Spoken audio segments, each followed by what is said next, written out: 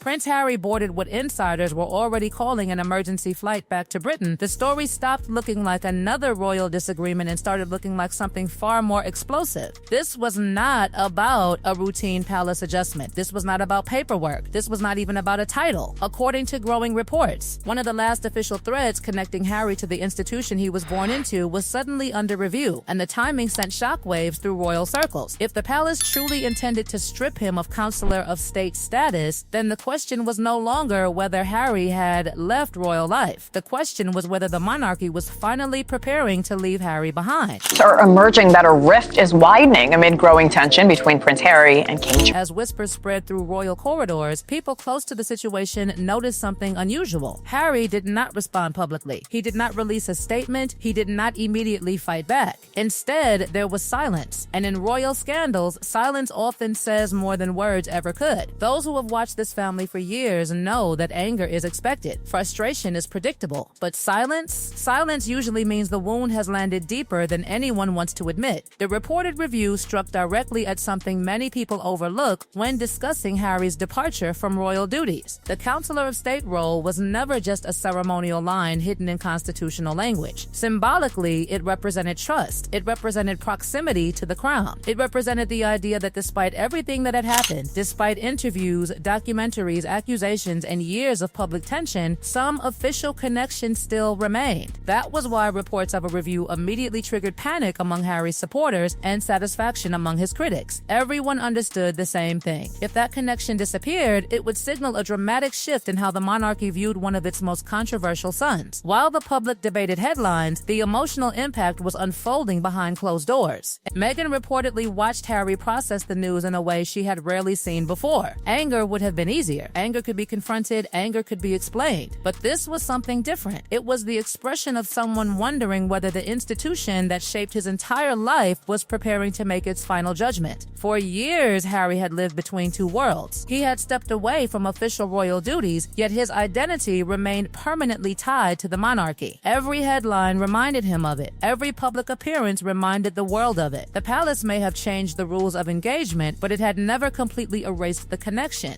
Now, however, insiders were beginning to wonder whether that final connection was exactly what palace strategists wanted to address. A sealed briefing folder reportedly began circulating among senior figures inside royal operations. The phrase Counsellor Status Review appeared simple on paper, but those familiar with palace culture understood the significance immediately. These are not words casually placed into official discussions. These are the kinds of phrases that trigger meetings, consultations, and private conversations that can reshape relationships forever. At the center of everything stood King Charles, and that is where the situation became truly complicated, because every constitutional question now carried two separate meanings. To the king, there was the responsibility of protecting the monarchy, but to the father, there was the reality that every official decision involving Harry would inevitably feel personal. That contradiction haunted every discussion. Charles understood that any action would be defended publicly as constitutional housekeeping, yet he also knew how Harry would likely interpret it, not as procedure, not as administration, but as rejection. Meanwhile, Prince William reportedly viewed the matter through an entirely different lens. To William, the future of the monarchy depends on clarity. The institution cannot operate in permanent uncertainty. The future king has spent years watching confusion create headlines, distractions, and questions about royal authority. From that perspective, maintaining official roles for someone no longer participating in working royal life could appear increasingly difficult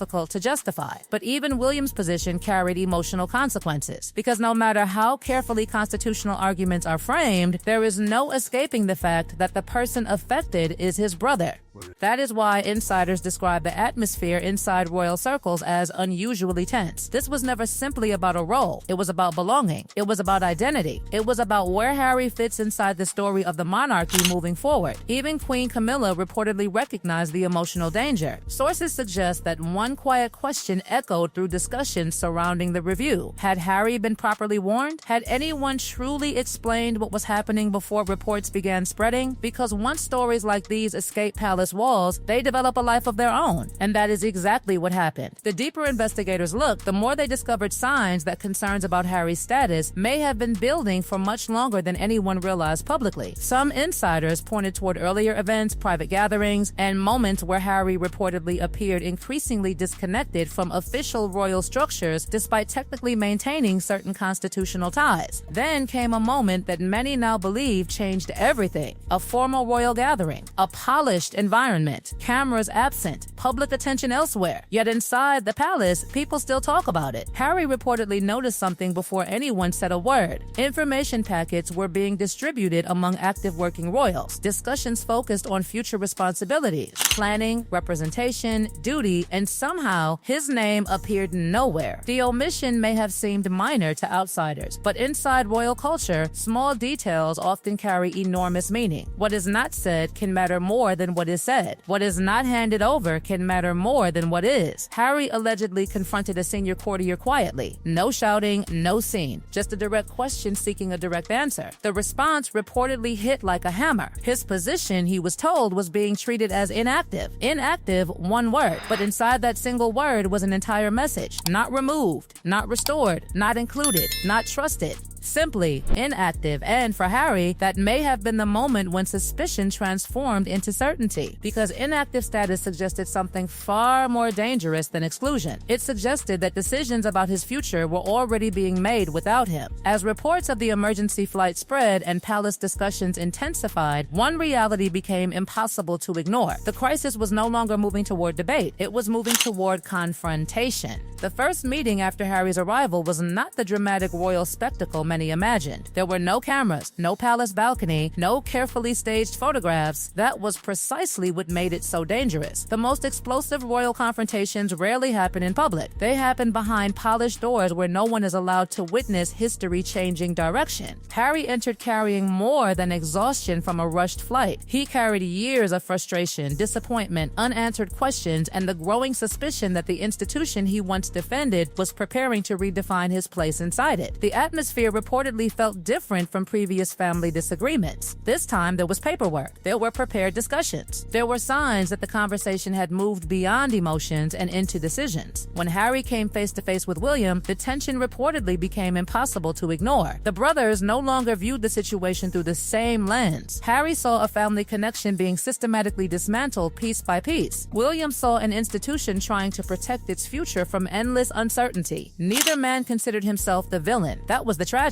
Both believed they were defending something valuable, yet those goals now seemed completely incompatible. As discussions intensified, Harry reportedly asked the question that nobody in the room wanted to answer directly. Was this really about constitutional procedure, or was it about belonging? The distinction mattered because removing a role could be explained. Removing a sense of family was something else entirely. The room reportedly fell into a silence that said more than any official statement ever could. Then attention shifted toward the one figure whose decision ultimately mattered most: King Charles. For weeks, perhaps months, advisors had debated options. Reports had circulated. Reviews had been considered. Recommendations had been drafted. But none of it meant anything until the king decided whether to move forward. And that burden weighed heavily. Charles understood the constitutional arguments being presented to him. The monarchy survives through structure, consistency, and public competence. Official roles are expected to reflect official responsibilities. Those arguments sounded logical on paper. Yet every page he reviewed carried the name of his son. That reality transformed administration into heartbreak. Those closest to the situation described Charles as deeply aware of how Harry would interpret the outcome. Publicly, the palace could describe the move as modernization. Advisors could call it clarification. Constitutional experts could call it necessary. But Harry would almost certainly hear something entirely different. He would hear another door closing.